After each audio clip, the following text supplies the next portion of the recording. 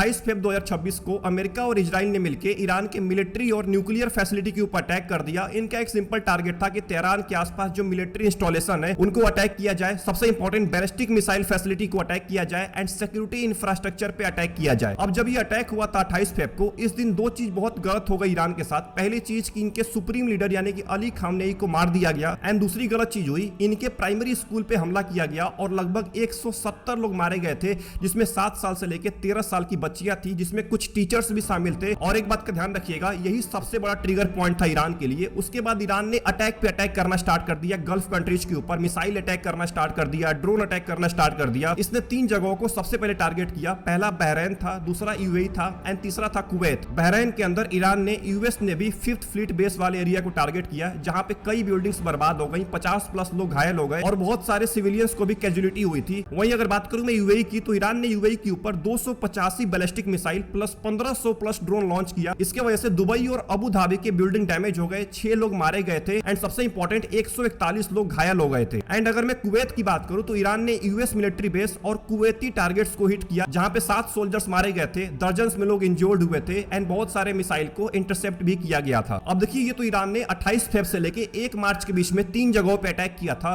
लेकिन 2 मार्च को सबसे बड़ा अटैक किया गया ईरान के द्वारा, वो था ऑयल इंफ्रास्ट्रक्चर के ऊपर। अब देखिए, सऊदी अरेबिया में एक ऑयल फैसिलिटी है जिसका नाम है रैस तैनूरा। ये एक ऑयल रिफाइनरी है, इसके ऊपर ड्रोन अटैक कर दिया था ईरान ने। और ध्यान रखना है, जो ये रिफाइनरी है ना, ये दुनिया की सबसे बड़ी ऑयल फैसिलिटी में से एक है और ये डैमेज इतना बड़ा था कि इस ऑयल रिफाइनरी को टेम्पोरली बंद कर दिया गया। एंड सबसे इंपॉर्टेंट, जब ये रिफाइनरी बंद किया गया तो ग्लोबल क्रूड ऑयल के प्राइस स्पाइक करना स्टार्ट हो गए, एक्सपोर्ट्स को रीरूट करना पड़ गया था और यहीं से ग्लोबल ऑयल मार्केट में एक पैनिक सिचुएशन क्रिएट हो गया। लेकिन ईरान यहां तक भी नहीं रुकता है। 3 मार्च के दिन ईरान ने शिपिंग और पोर्ट्स पे अटैक कर दिया, यानी कि ईरान ने गल्फ रीजन में शिपिंग रूट्स को टारगेट करना स्टार्ट कर दिया। इसका सबसे पहला टारगेट था ओमान। ओमान के दुक्कम पोर्ट पे ड्रोन अटैक किया गया, जिसके वजह से फ्यूल टैंक बहुत सारे हिट हुए एंड पूरा का पूरा पोर्ट ऑपरेशन पूरी तरीके से डिस्टर्ब हो गया। अब देखिए, इसके बाद ये वॉर एंटर करता है दूसरे हफ्ते के अंदर में, और दूसरे हफ्ते के अंदर में भी सेम सिचुएशन होती है। कभी ईरान अटैक करता है, कभी अमेरिका अटैक करता है। लेकिन तीसरे हफ्ते यानी कि 13 मार्च 2026 को एक बहुत ही बड़ा अटैक करता है अमेरिका। वो था खर्ग आइसलैंड के ऊपर। खर्ग आइसलैंड जो कि ईरान के अंदर पड़ता है और ईरान का 90% जो ऑयल एक्सपोर्ट होता है वो खर्ग आइसलैंड से ही होता है। 13 मार्च को अमेरिका ने ईरान के सबसे इंपॉर्टेंट ऑयल हब पे मेजर एयर स्ट्राइक कर दिया। अमेरिका के यहाँ पे सिंपल टारगेट था मिसाइल स्टोरेज बंकर्स पे अटैक करना, नेवल माइन डिपोट्स पे अटैक करना, मिलिट्री रडार सिस्टम पे अटैक करना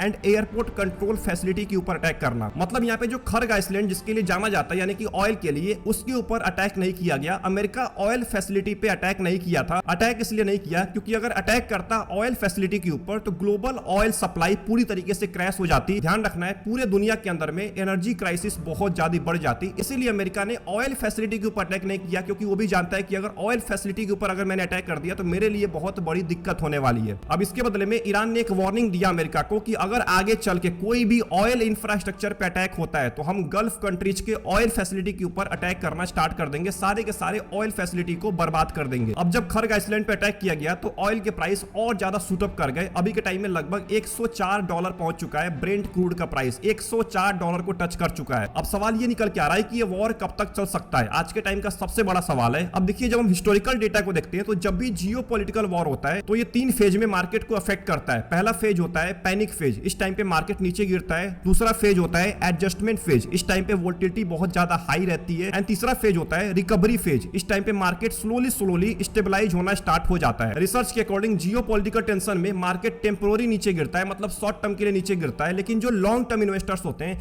वो यहीं पे पैनिक सेलिंग करके अपना लॉस कर रहे होते हैं। ध्यान रखना है, जब हम हिस्ट्री में जाके कुछ वॉर्स को चेक करते हैं तो गल्फ वॉर 1990 ये शॉर्ट टर्म क्रैश देखने को मिला था इस टाइम के अंदर में। उसके बाद आप रसिया यूक्रेन वॉर देख लीजिए 2022 के अंदर में, यहां भी वोलेटिलिटी बहुत ज्यादा हाई हुई थी लेकिन रिकवरी भी बहुत तेज हुई थी। इसका मतलब सिंपल है कि जो भी वॉर होता है ये हफ्ते में भी खत्म हो सकता है, महीने में भी खत्म हो सकता है या साल भी लग सकते हैं। लेकिन एक बात का ध्यान रखिएगा, जो मार्केट होता है ये वॉर खत्म होने का इंतजार नहीं करता है, उसके पहले से ही रिकवरी दिखाना स्टार्ट कर देता है, क्योंकि मार्केट फ्यूचर प्राइस को ट्रैक करता है। मतलब फ्यूचर में क्या होने वाला है मार्केट आपको आज ही बता देगा। क्योंकि जब आप 2008 के फाइनेंशियल क्राइसिस को देखते हैं तो सेंसेक्स लगभग 21,000 पॉइंट से 8,000 पॉइंट पे आ चुका था, मतलब 61% का क्रैश देखने को मिला था। लेकिन जो ये क्रैश था ना, इसकी रिकवरी आने वाले 2 साल के अंदर में ही हो गई। मतलब मार्केट इतना तेज रिकवर किया कि 2 साल के अंदर में सारे क्रैश को रिकवर कर गया। वहीं पे जब हम कोविड क्रैश की बात करते हैं तो 4 दिन के अंदर में 26% मार्केट नीचे गिर गया था, लेकिन आने वाले 4 महीने के अंदर में रिकवरी हो गई। एंड उसके आने वाले 1 से लेकर 2 साल के अंदर में मार्केट ने हिस्टोरिक रिटर्न लाके दिया था। तो अभी के टाइम में जो मार्केट नीचे गिर रहा है, रेगुलर बेसिस पे 1% 2% मार्केट नीचे गिर रहा है, लगभग एक महीने के अंदर में 10-12% की गिरावट हो चुकी है। देखिए ये सब शॉर्ट टर्म गिरावट है। जब तक वॉर चल रही है, जब तक यहाँ पे एलपीजी का इशू हो रहा है, जब तक क्रूड ऑयल के प्राइस बढ़ रहे हैं, तब तक ही यहाँ पे मार्केट नीचे गिरने वाला है। जहां पे वॉर खत्म होता है, जहां पे वॉर खत्म होगा, वहां से मार्केट बहुत तेज रैली दिखाने वाला है और हो सकता है जितना मार्केट नीचे गिरा है ना, इसको रिकवर करने में एक भी महीना का टाइम ना लगे। अब सवाल ये निकल के आ रहा है कि अभी के टाइम में म्यूचुअल फंड में लमसम करें या ना करें। तो देखिए हम प्रैक्टिकल बात करने वाले। करंट मार्केट सिचुएशन में 3 सिनेरियो आपको दिख रहा है। पहला सिनेरियो है मार्केट यहां से और ज्यादा नीचे गिर सकता है, वॉर और ज्यादा एस्केलेट हो सकता है, ऑयल के प्राइस और ज्यादा बढ़ सकते हैं, तो यहां पे जो करेक्शन है वो और ज्यादा डीप हो सकता है। दूसरा सिनेरियो है मार्केट साइडवे रहेगा, मतलब कि मेजर क्रैश तो नहीं आएगा लेकिन वोलेटिलिटी बहुत ज्यादा रहेगी मार्केट के अंदर में। एंड तीसरा सिनेरियो है सडन रिकवरी, मतलब कि अगर वॉर रुक जाता है, ऑयल के प्राइस नीचे गिरना स्टार्ट हो जाते हैं, तो यहां पे मार्केट में एक अचानक से रैली देखने को मिल सकती है, जो कि आपको पास्ट के अंदर बहुत बार देखने को मिला है। तो सवाल निकल के आ रहा है कि यहाँ पे स्मार्ट इन्वेस्टर्स क्या करें अभी के टाइम में। तो यहाँ पे हम कुछ स्ट्रेटजी का इस्तेमाल करने वाले हैं जिसका नाम है पार्शियल लमसम। मतलब कि अगर आपके पास आज के टाइम में 1 लाख रुपए, तो उसको 3 भाग में डिवाइड करना है। 30,000 रुपए, 30,000 रुपए एंड 40,000 रुपए। 30,000 रुपए को आपको अभी इन्वेस्ट करना है, बाकी 30,000 रुपए को कुछ हफ्ते के बाद करना है। एंड जो बचा हुआ 40,000 रुपए, इसको तब इन्वेस्ट करना है जब आपको सिग्नल मिल जाए कि हाँ अब वॉर रुक चुका है, अब मार्केट भागने वाला है। उस टाइम पे आप 40,000 रुपए इन्वेस्ट कर सकते हैं। तो ऐसे करके अगर आप पार्शियल लमसम करेंगे तो आपके पूरे पैसे के ऊपर अभी के टाइम में इंपैक्ट नहीं पड़ने वाला है।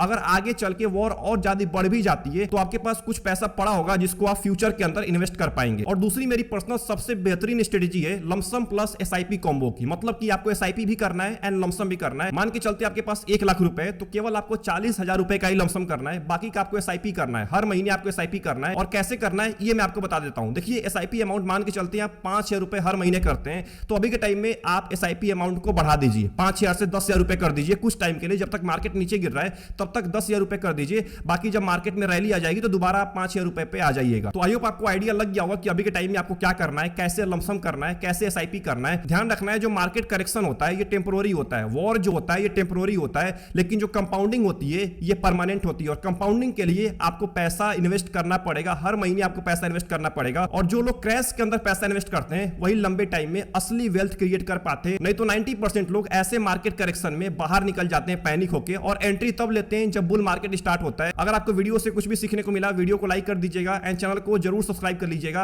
आपका क्या ओपिनियन है इस वॉर को लेके कि ये वॉर कब तक चल सकता है, क्या और ज्यादा वॉर बढ़ सकता है? कमेंट बॉक्स में टाइप करना मत भूलिएगा। वीडियो पसंद आई वीडियो को लाइक कर दीजिए एंड चैनल को जरूर सब्सक्राइब कर लीजिएगा। मिलते हैं नेक्स्ट इंपॉर्टेंट वीडियो में। अपना ध्यान रखिए। Best of luck, take care.